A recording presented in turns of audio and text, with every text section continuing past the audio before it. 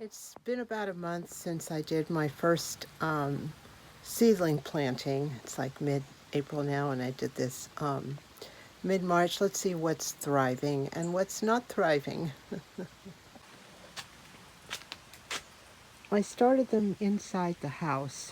Um, I have a back room with a fair amount of light, but not a lot of light. We've had some rainstorms since I started that, and things were going kind of slow, but now that the weather has cleared up, we have sun, so I am pulling these seedlings out of the laundry room, which is right behind me, and putting them on this former barbecue area here. It's a little patch of a patio.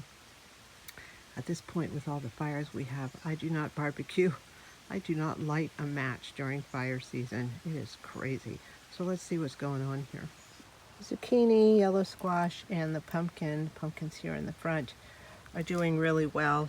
They always come up pretty quick. Doesn't matter what's going on outside.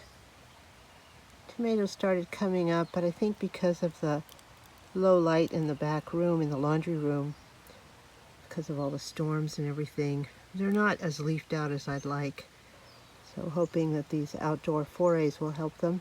A friend of mine gave me these two little Cherokee tomatoes, but she has a greenhouse in a warmer part of the state, about an hour and a half from here, and what a difference it makes. I have several different cucumbers seeded, but this is the first to come up. I think putting everything in the sun is going to help every day. I have noted that winter squash always is a little slower to germinate. Again, hoping that the sun helps. I've ordered some more different types of winter squash from Amazon, and I'll be starting those too. Right now I have butternut, table gold, and acorn.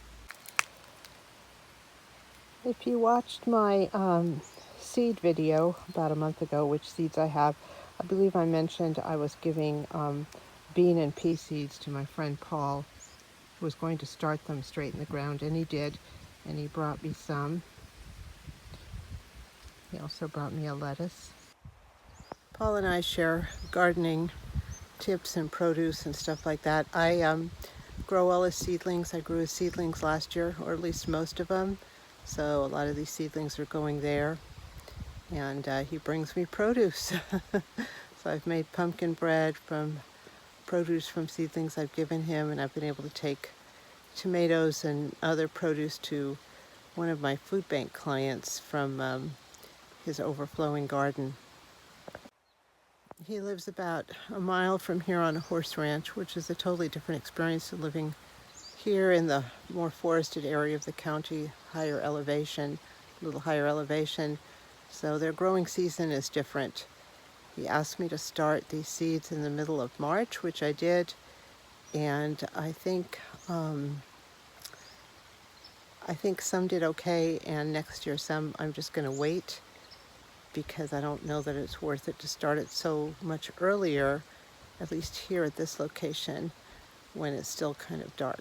I am, however, hoping to have more outlets in this back room by next spring, because I'm going to get my house rewired, at which point I have some racks and I'm going to get some grow lights, and then I'll be able to just start these things in March and they will all grow fine because they will get the best amount of light.